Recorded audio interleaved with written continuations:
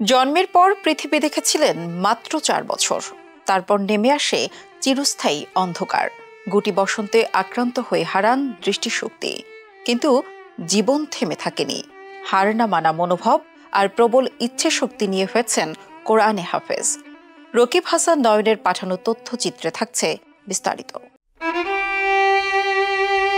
জামালপুরের দেওয়ানগঞ্জের পূর্ব আমখাওয়া গ্রামে জরাজীর্ণ পলিথিন ও কাপড় মোড়ানো ভাঙা ঘরে বসবাস করেন হাফেজ চাঁদ সওদাগর। ব্রেইল কুরআন শরীফের মাধ্যমেই বিশেষ চাহিদা সম্পন্নদের কোরআনের শিক্ষা দিত, আর ব্রেইল বই বিক্রি করেই চলত তার সংসার। তবে হঠাৎ করোনা আক্রান্ত হওয়ার পরেই যেন অন্ধকার নেমে আসে তার জীবনে। এ সময়ে তার ব্রেইল পদ্ধতির কুরআন শরীফটিও নষ্ট হয়ে যায়। এ যেন অভাগা যেদিকে যায় সাগর শুকিয়ে যায় প্রবাদ বাক্যটির সঙ্গে মিলে যাওয়ার মতনই ঘটনা।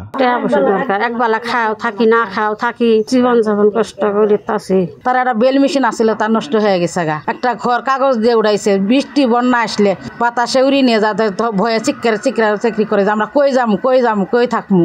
আমরা চাই যে সে যেন শান্তিযুক্ত ভাবে যেন করি খাইতে পারে। একমাত্র স্মার্ট সিটি বসুন্ধরা, আধুনিকতায় এক ধাপ এগিয়ে। উপজেলা থেকে একটা ঘর দেওয়ার কথা ছিল, যে কোনো উপজেলা থেকে ঘরটা দেয় নাই। তাদের জীবন খুব কষ্ট চলছে। ঘরটা বৃষ্টি বাদল থাকতে পারে না, তুফান এলে থাকতে পারে না, পানি পড়ে। প্রায় 3 বছর আগে উপজেলা প্রশাসন একটি ঘর নির্মাণ করে দেওয়ার কথা বললেও তা এখনো হয়ে ওঠেনি। জীবনযুদ্ধে এই হাফেজ এখন কেবল সৃষ্টিকর্তা আর মানুষের সাহায্যের জন্যই পথ চেয়ে আছেন। নঙ্গরখানা খেটেছিলাম, হঠাৎ এক ইংরেজ মহিলা এসে আমাকে ঢাকা আসাদকে ভর্তি করে দেয়। আমি হাতের স্পর্শে ওখানে 10ম শ্রেণী পর্যন্ত পড়াশোনার সুযোগ পাই। করোনা হওয়ার পরে আমার যা কিছু ছিল সব কিছু শেষ হয়ে গেছে। এখন বর্তমানে আমি খুব কষ্টে জীবনযাপন করিতেছি। আমার পরিবারের সদস্য নিয়ে আমি অনাহার অর্ধাহারে প্রায় অনেক সময় কাটাইতেছি।